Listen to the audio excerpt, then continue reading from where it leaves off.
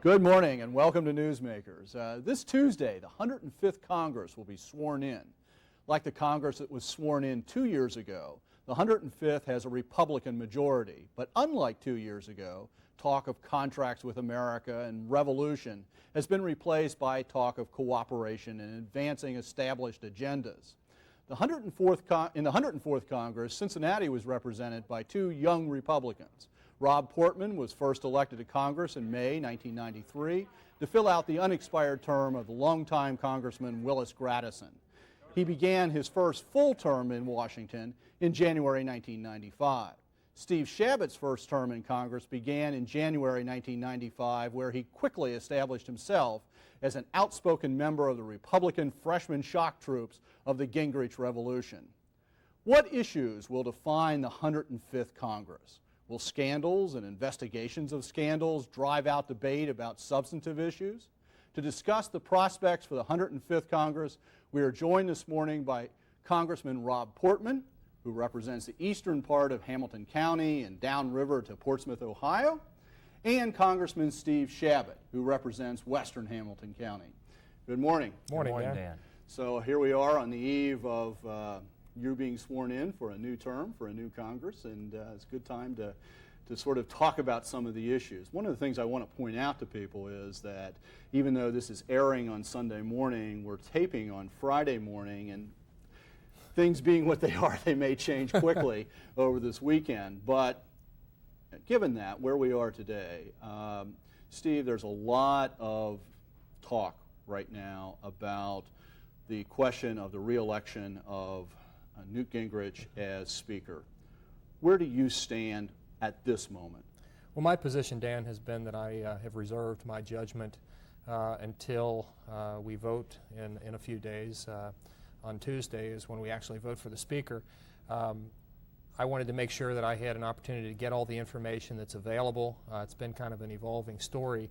What I hope is that we don't lose focus because of this issue on the real issues which face this Congress. And those issues continue to be, for example, balancing the budget. We almost got the job done in the last Congress. I hope we can do it in this Congress, where we either pass a balanced budget amendment or at least pass a balanced budget. We ought to do that. We need to reduce taxes. We need to cut back on corporate welfare. And I don't want to lose sight of those issues because of this. Well, I don't want to lose sight of those issues on this show either, much less in Congress, and we will get to all of those. What information is it that you're still looking for? What is it that you think is the important information that will help you determine which way you're going to go on this? Well, I was hoping that the Ethics Committee would offer a recommendation, whether it's going to be a reprimand or censure or whatever, prior to actually having the vote on the Speaker's position next week. And it looks, unfortunately, like some politicians are playing politics and are trying to delay that, string this out as long as possible so it stays as an issue, and we get diverted on this ethics issue instead of focusing on the important issues of balancing the budget and those things that I just mentioned. So, but that was one of the main things I'd like to see. If we don't have that, then I'll base my decision on the available information. Rob, what about you? Where do you stand on this issue? Well, Dan, you know, if I were just to read what's in the papers about Newt Gingrich, and frankly on TV, I'd probably be against the guy. But I've taken the time to read and reread the Ethics Subcommittee report, which is the list of Newt Gingrich's problems from the subcommittee, and that's what they're going to base, whatever sanction the full committee takes. And when you read the thing, frankly, it boils down to two different allegations. One is that he should have consulted an attorney, not that he violated tax law, which you read about in the paper. In fact, it says he probably didn't, but he should have talked to an attorney about the way he did his so-called 501c3s, which are nonprofit entities. And the second one is that he signed a letter that was different than previous information he had given, and it says that was unintentional. He blew it, and he's admitted he blew it. But based on reading that and rereading that and getting all the information I can, I don't think it disqualifies him to be Speaker. He's not a terribly popular guy, as you know, and yet he's the guy who kind of brought the Republicans to the fore. He's the person really responsible for getting a majority. He's a good strategist. I think when he's down is a time that you have to support him, unless there's an ethical problem there. If there's a real ethics problem that arises, the Congress can take action later. If he is censored or is expelled, he cannot serve as Speaker. But based on what I know on Tuesday, when we've got to make this tough decision, and it's not a decision any of us like to make. I mean, we much would prefer to have the full Ethics Committee report, but that ain't going to happen. My choice is basically to vote for him, or I guess to vote President or against him, which could elect Dick Gephardt Speaker. So given that choice, I plan to support him on Tuesday. Is that really the issue of Gingrich versus Gephardt, or is it really the issue of Gingrich versus Army? No one else is going to run on the Republican side. So the choices will be whoever the Democrats put forward, which will be their current minority leader, Dick Gephardt. And then on our side, on the Republican side, it'll be Newt Gingrich.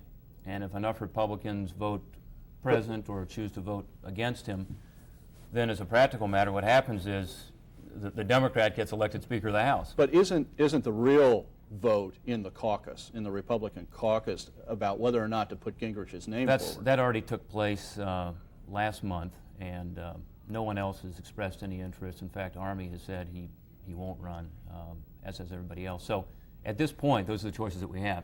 Steve, is that the way you see it? That's the way it looks like it will be, unless something changes prior to next Tuesday. And I don't think any of us really anticipate anything to change. So those probably will be the choices that we have.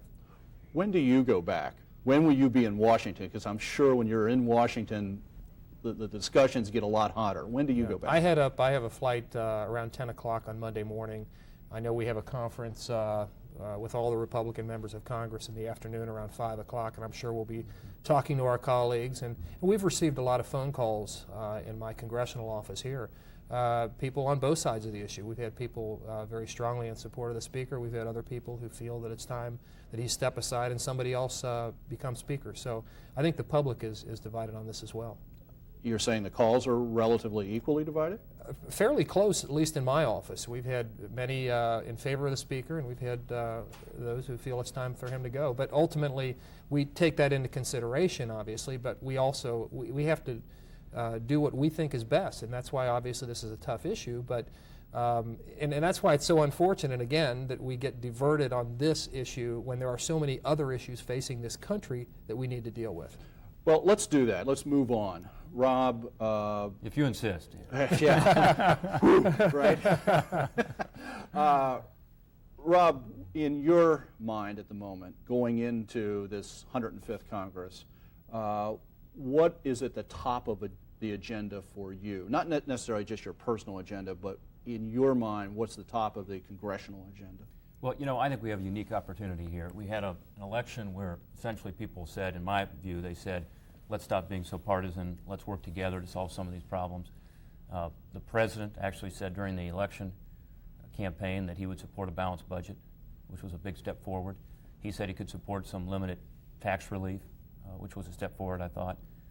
He said we need to reform Medicare, which was a big step forward. So let's get to work on these things. I mean, I think those are the fundamental priorities we need to focus on as a Congress. As you know, I'm co-chairman of this IRS commission, right. And I think that also is something that on a bipartisan basis we should be able to change the IRS as we know it, make it work better, take the tax code and simplify it. So I think there's an opportunity here if we can get beyond this ethics stuff. And that goes on both sides. The ethics problems the president has, the ethics problems that Newt Gingrich has currently, these are things we have to deal with. Let's deal with them, get them out of the way, and get on with the agenda. I don't want to backtrack to the ethics question, but you've reintroduced it as the possibility of stalling out these other things. Is there the possibility of an agreement between the two sides that back off some of the ethics pursuit of the Gingrich issue and at the same time cool down, back off some of the pursuit of some of the issues over at the White House? I don't think there would be an agreement like that. I mean, I think, frankly, with regard to the president's problems, we House Republicans ought to pretty much stay out of it, let the process work, which is the independent counsel, the Justice Department task force, and so on.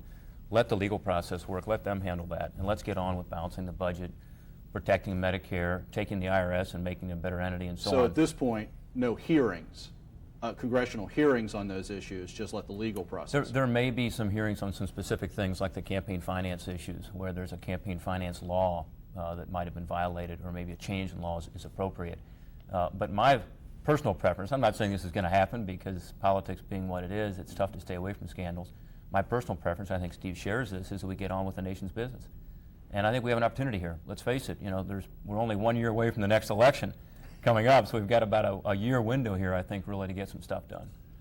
Steve, on a concrete point, both of you have mentioned balancing the budget.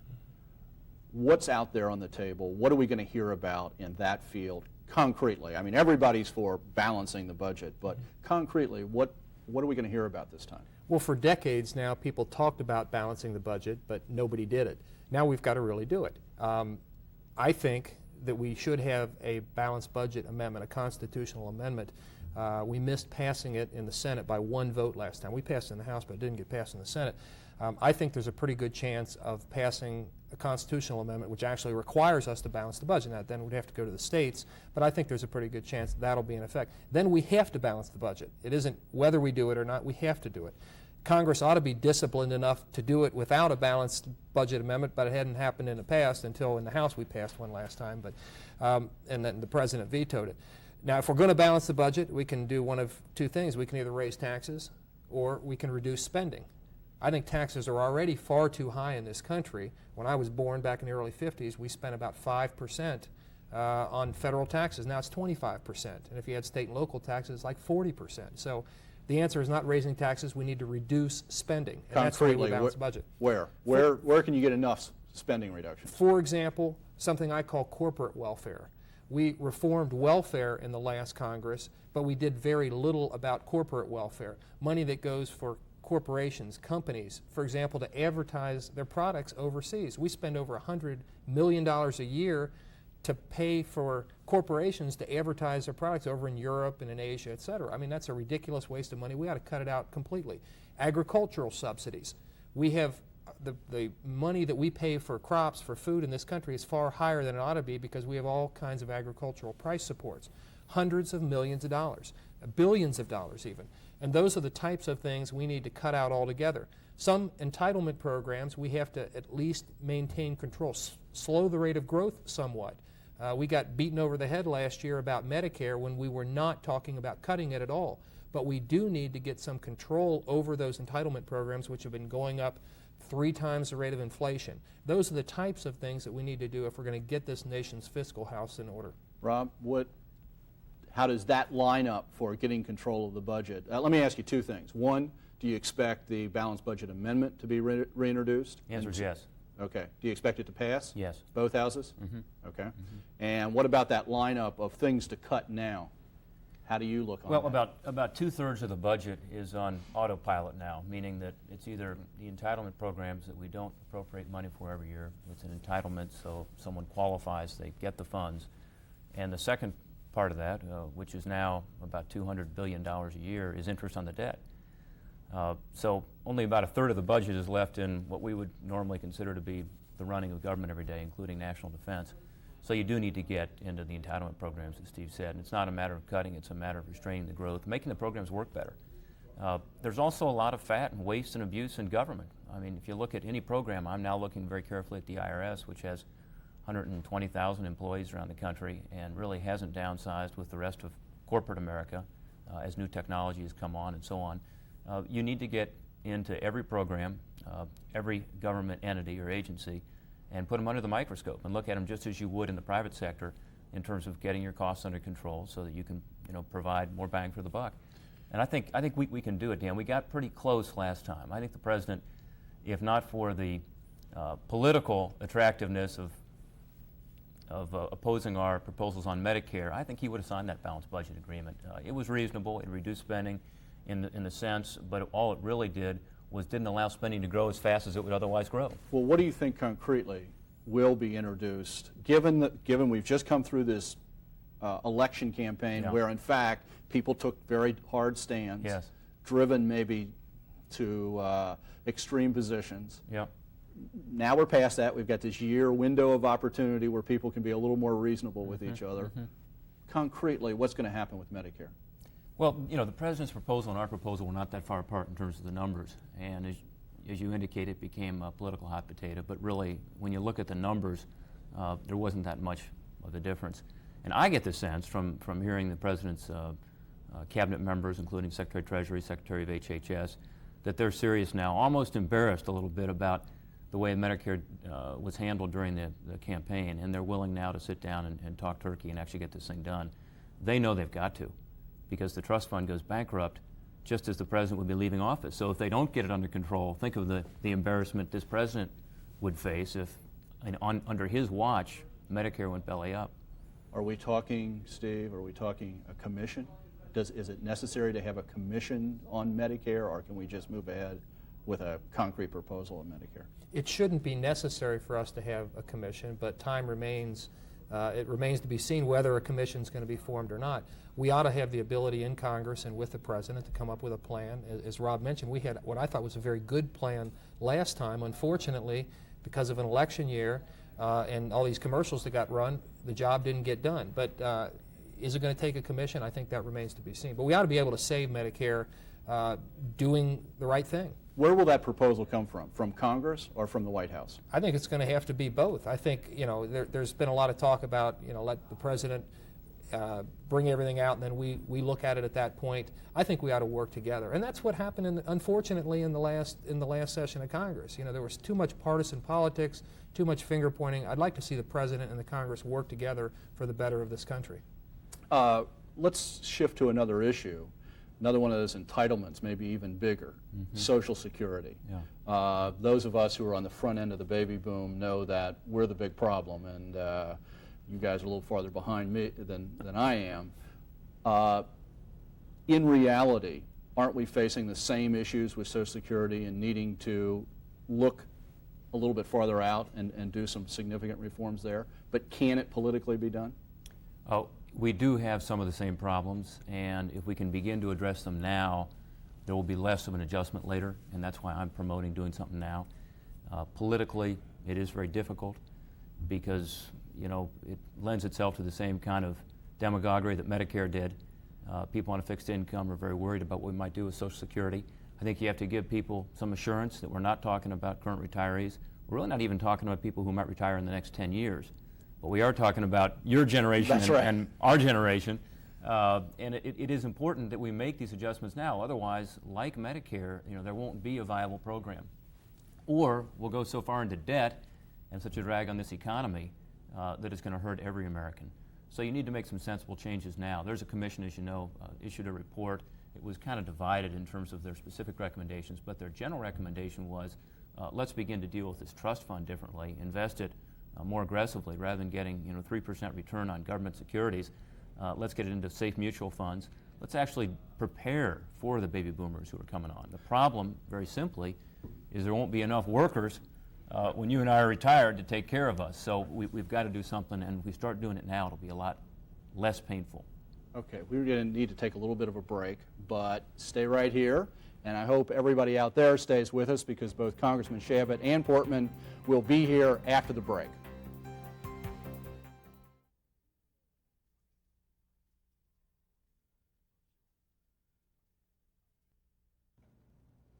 Welcome back.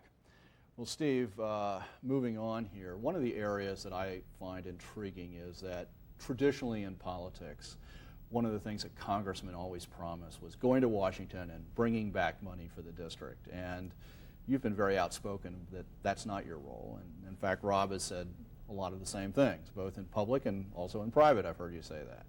But one of the areas that has been raised, that you've raised sort of clearly, is the area of light rail and generally transportation planning. And I want to raise that in the context of this whole discussion about the riverfront. One of the key parts about the future riverfront is bridging over Fort Washington Way and dealing with some of that interstate complex, which is bound to involve federal money. What's your position on federal funds for transportation planning locally and particularly for Fort Washington Way and light rail? Well, it's not realistic, Dan, that we're going to get a whole lot of federal money for any of these projects anymore. We talked about balancing the budget. I was dead serious about really balancing the budget, not just talking about it. One of the reasons that Congress has been unable or unwilling to balance the budget is because congressmen and congresswomen in the past did just what you said.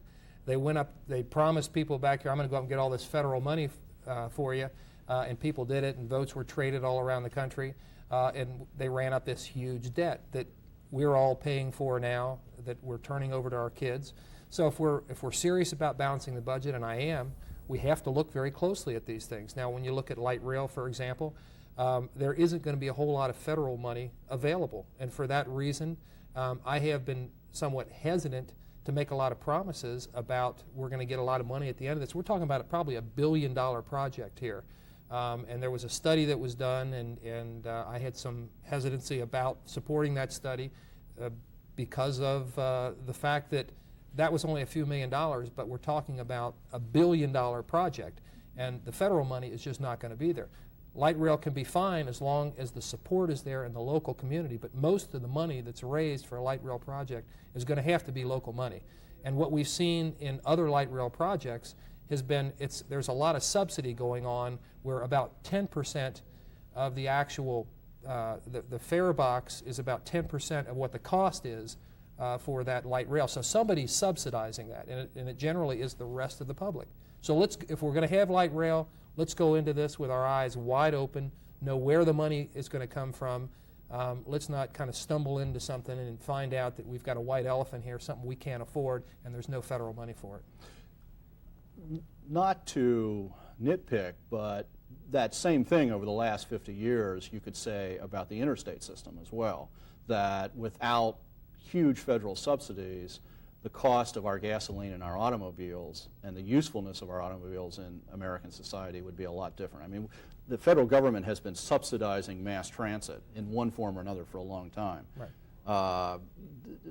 Does that same thing about upkeep of the interstate system, and where do we draw the line on this? Well, the interstate system is something that was started during the Eisenhower administration back in the 50s, and it has been a very useful system. The question is, where do we draw the line? That's something we do have to look at. And light rail is going to have the support of the local community before we undertake such a large project. And I want to be clear, I'm not saying we shouldn't do light rail, but I am saying that if we're going into this thinking that much of the money is going to come from the federal government, it isn't going to happen. And then we're going to have to find other sources. I mean, in light rail, we're talking about something along the lines of double the cost of the 2 stadiums that we're building. Right. We're talking $500 million for those 2 stadiums. We're talking twice that amount for a light rail project. And let's face it, in this country, the automobile has been an integral part of the whole system. We've already got the interstates, we've already got the streets, and light rail, it's had some successes around this country, but it's also had some miserable failures as well. Rob, where are you on this issue? Well, I think it's important that we not lead people down the primrose path into thinking there's going to be a big federal role in the end. So I would agree with Steve to that extent. I did support the study, but I only supported it, Dan, once the local commitment was raised from 20%, where it has been traditionally around the country for a study. In other words, 20% local and state, and 80% of the money comes from the feds. I said I could only support it if we could raise that 20% up to 50%. And we did that last year in this tri-state area. And I think our local communities are really to be commended for that. Once we got it up to 50%, I then was willing to support the federal role at the other 50%, because I think it's critical that you do a careful study to try to avoid some of the very pitfalls that Steve's talking about. I don't know whether it's going to be a light rail, whether it's going to be bus lanes, whether it's going to be a combination. Maybe it's going to involve some HOV lanes. I certainly hope it's not just light rail, because I think that's the most expensive option and may not be sustainable over time because of the fare issue that Steve raised. But I'm going to basically continue to study it carefully and not, take a knee-jerk response that every time there's a federal program in my district, I'm going to support it with federal funding. I have not done that. I think, our job is to be kind of the watchdog at the door of the federal treasury. Otherwise, you do have this excess going out. Tends to go to not districts like mine, but districts where you have powerful chairmen of committees, and that's just wrong. On the other hand, we all pay into the trust fund, and we ought to get our fair share for something that's a legitimate project that really is something that is going to be part of the interstate system, which is a federal responsibility. And the other nexus here, of course, is the pollution problem, which is an interstate issue. So I'm not saying that I'm going to support a full-fledged federal effort here, but as long as there's strong local support, which we now have because of the 50% match, it may be something that we can help on. Well, I hate to say it, but we're out of time. There's a lot of issues that these and others that will come up this coming 2 years, and we'll have you back. So thanks for being with us this morning. Now, a lot of people might recommend that before Congress plunges into those smoky back rooms, they might consider splashing a little cold water on their faces. Maybe Rob and Steve, before they're sworn in on Tuesday, might want to invite their fellow congressmen to join them in a New Year's tradition that some local residents reenact every New Year's Day. We leave you this morning with a look at the way the Polar Bear Club at the Hidden Valley Lake shook out the cobwebs and plunged into the new year. Oh, no. I have boxes. Oh, they are to be sold.